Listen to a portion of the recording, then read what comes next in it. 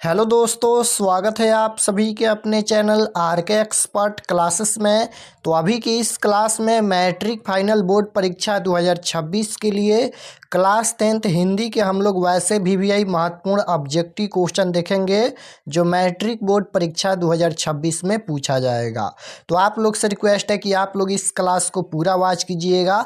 अभी की इस क्लास में हम लोग क्लास 10th के लिए हिंदी के वैसे महत्वपूर्ण ऑब्जेक्टिव क्वेश्चन देखेंगे जो आपके मैट्रिक फाइनल बोर्ड परीक्षा 2026 के लिए सबसे महत्वपूर्ण है। और बिल्कुल इसी प्रकार से 2026 बोर्ड परीक्षा में हिंदी का क्वेश्चन पेपर आएगा। यहाँ पर देख लीजिए, सेकेंडरी स्कूल एग्जामिनेशन 2026 एनुअल यानी वार्षिक परीक्षा फाइनल बोर्ड परीक्षा के लिए यह हिंदी का क्वेश्चन पेपर है। हिंदी का एग्जाम पूरे 100 नंबर का होता है क्योंकि इसमें कोई प्रैक्टिकल का एग्जाम नहीं होता है। तो हिंदी का एग्जाम पूरे 100 नंबर का होगा, पूर्णांक 100 नंबर। समय 3 घंटा 15 मिनट का मिलेगा फाइनल परीक्षा के लिए। तो आइए पहला नंबर क्वेश्चन देखते हैं। आप लोग क्लास को पूरा वॉच कीजिएगा और अगर आप लोग चैनल पर नए होंगे तो चैनल को ज़रूर सब्सक्राइब कर लीजिएगा ताकि आने वाले नेक्स्ट क्लास आपके पास ज़रूर पहुँचे। तो पहला नंबर क्वेश्चन देखिए, यहाँ पर पूछा गया है, नाखून क्यों बढ़ते हैं, गध की कौन सी विधा है।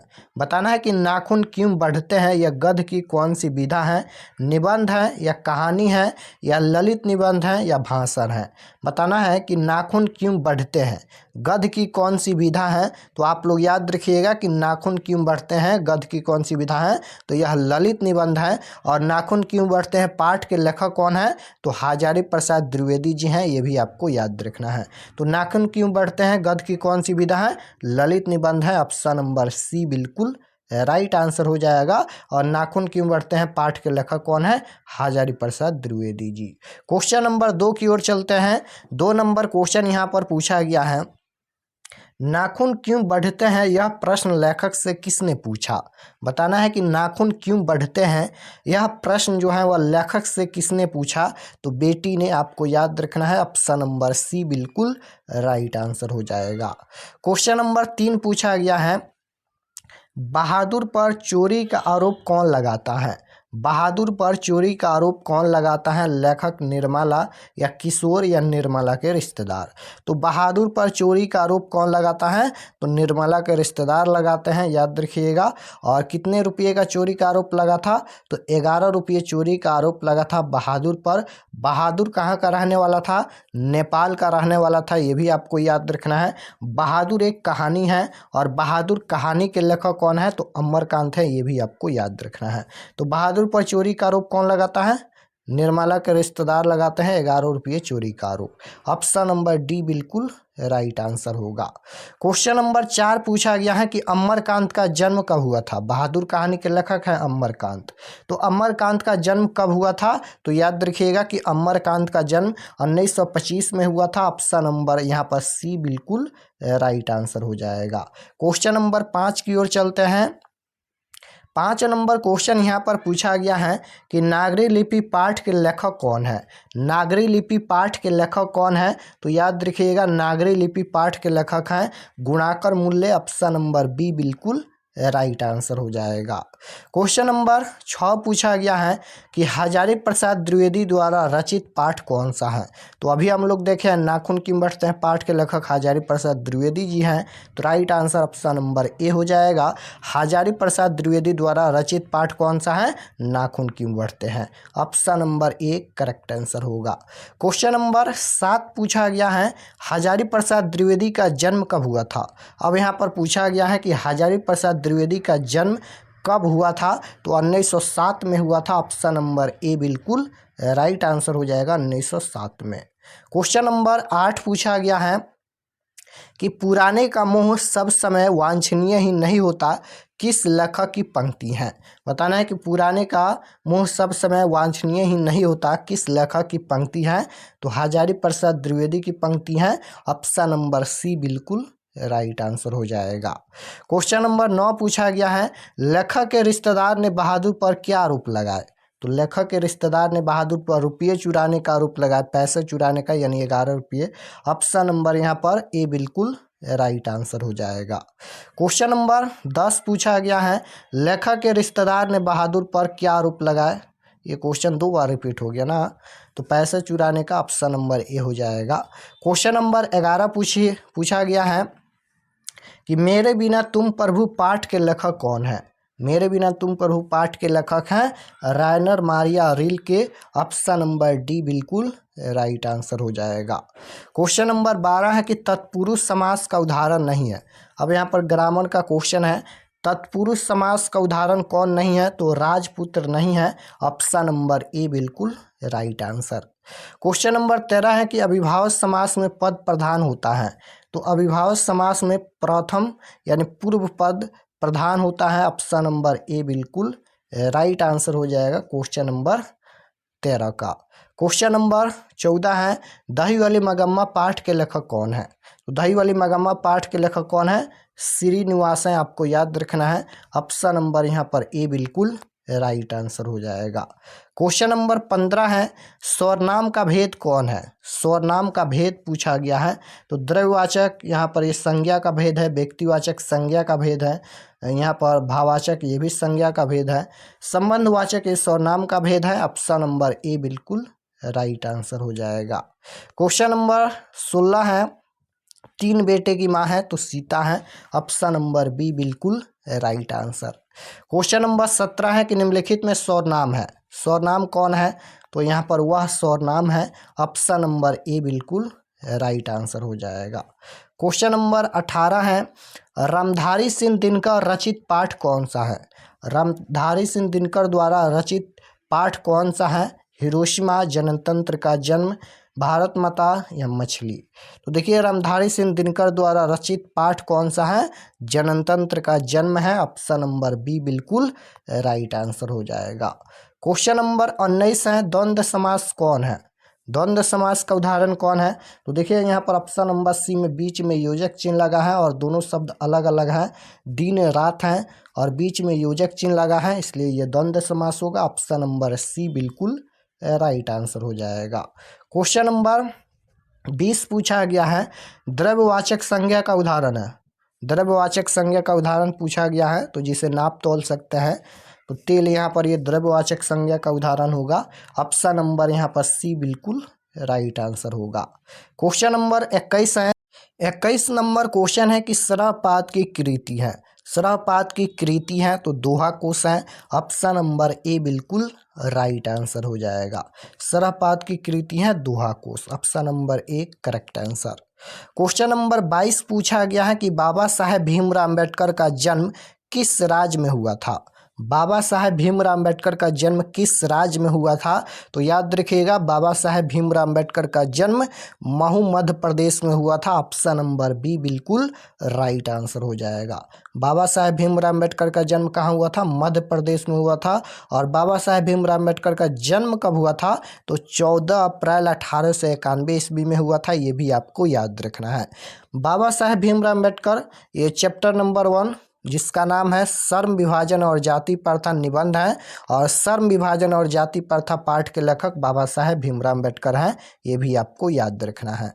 क्वेश्चन नंबर 23 पूछा गया है कविता नहीं है, कौन इनमें कविता नहीं है, तो नौबत खाने में इबादत ये कविता नहीं है। Option number B right answer. Question number 24 है बहादुर शीर्षक कहानी के लेखक कौन है। बहादुर एक कहानी है और बहादुर कहानी के लेखक कौन है, तो अमरकांत हैं। ऑप्शन नंबर ए बिल्कुल राइट आंसर हो जाएगा। बहादुर शीर्षक कहानी के लेखक कौन है, अमरकांत। क्वेश्चन नंबर 25 पूछा गया है अयोध्या के राजा दशरथ के 4 पुत्र थे, कौन सा पदबंध है। पदबंध पूछा गया है तो राइट आंसर हो जाएगा संज्ञा पदबंध। ऑप्शन नंबर बी बिल्कुल राइट आंसर होगा, संज्ञा पदबंध होगा। क्वेश्चन नंबर 26 पूछा गया है समूह शब्द का पर्यायवाची शब्द कौन होगा। यहाँ पर पूछा गया है कि समूह शब्द का पर्यायवाची शब्द निम्न में कौन सा होगा, तो देखिए पर्यायवाची शब्द का मतलब होता है अनेक नाम, तो समूह का और किस नाम से जानते हैं, संघ के नाम से जानते हैं। Right answer option number C हो जाएगा क्वेश्चन नंबर 26 का। समूह शब्द का पर्यायवाची शब्द निम्न में कौन है, तो संघ है। करेक्ट आंसर सी होगा। क्वेश्चन नंबर 27 है कि श्रम विभाजन और जाति प्रथा के लेखक कौन है? श्रम विभाजन और जाति प्रथा पाठ के लेखक कौन है? तो राइट आंसर क्या हो जाएगा? श्रम विभाजन और जाति प्रथा पाठ के लेखक भीमराव अम्बेडकर हैं। ऑप्शन नंबर बी बिल्कुल राइट आंसर हो जाएगा। श्रम विभाजन और जाति प्रथा यह एक निबंध है, ये भी आपको याद रखना है। क्वेश्चन नंबर 28 है कि डॉक्टर भीमराव अम्बेडकर ने किस प्रथा को आर्थिक पहलू से खतरनाक माना है? डॉक्टर भीमराव अम्बेडकर ने किस प्रथा को आर्थिक पहलू से खतरनाक माना है? तो जाति प्रथा को माना है, आपको याद रखना है जाति प्रथा। ऑप्शन नंबर सी बिल्कुल राइट आंसर हो जाएगा। क्वेश्चन नंबर 29 है श्रम विभाजन और जाति प्रथा गद्य की कौन सी विधा है? तो अभी हम बताए हैं कि श्रम विभाजन और जाति प्रथा गद्य की कौन सी विधा है, तो यह एक निबंध है। ऑप्शन नंबर बी बिल्कुल राइट आंसर हो जाएगा। क्वेश्चन नंबर 30 पूछा गया है निम्नलिखित शब्दों में कौन सा शब्द भावाचक संज्ञा का उदाहरण है? निम्नलिखित शब्दों में कौन सा शब्द जो है वह भावाचक संज्ञा का उदाहरण है? तो यहाँ पर गरीबी, ये सभी गरीबी, लंबाई, मोटाई, बुढ़ापा, ये सभी भावाचक संज्ञा का उदाहरण होता है। ऑप्शन नंबर डी बिल्कुल राइट आंसर। क्वेश्चन नंबर 31 है दूध कौन सी संज्ञा है? तो ये हो जाएगा द्रव्यवाचक संज्ञा। Right answer option number A होगा द्रव्यवाचक संज्ञा। क्वेश्चन नंबर 32 है विशेषण के कितने भेद हैं? तो विशेषण के 4 भेद होते हैं, आपको याद रखना है। संज्ञा के 5 भेद होते हैं। Right answer option number D हो जाएगा। क्वेश्चन नंबर 33 पूछा गया है मेरा धर्म कैद खाने का धर्म नहीं है, यह किस पाठ की पंक्ति है? बताना है कि मेरा धर्म कैद खाने का धर्म नहीं है, यह किस पाठ की पंक्ति है? भारत से हम क्या सीखे, नाखून क्यों बढ़ते हैं, शिक्षा और संस्कृति या परंपरा का मूल्यांकन। 4 ऑप्शन दिया गया है, बताइए मेरा धर्म कैद खाने का धर्म नहीं है, यह किस पाठ की पंक्ति है? तो आप लोग याद रखिएगा यह किस पाठ की पंक्ति है, तो ये हो जाएगा शिक्षा और संस्कृति पाठ की पंक्ति है। और शिक्षा और संस्कृति पाठ के लेखक कौन है? तो महात्मा गांधी हैं, ये भी आपको याद रखना है। शिक्षा और संस्कृति पाठ के लेखक महात्मा गांधी हैं। क्वेश्चन नंबर 34 है गुरु नानक ने किस धर्म का प्रवर्तन किया? तो सिख धर्म का। ऑप्शन नंबर ए बिल्कुल राइट आंसर हो जाएगा क्वेश्चन नंबर 34 का। क्वेश्चन नंबर 35 है आध्यात्मिक शिक्षा से गांधी जी का तपतय क्या है?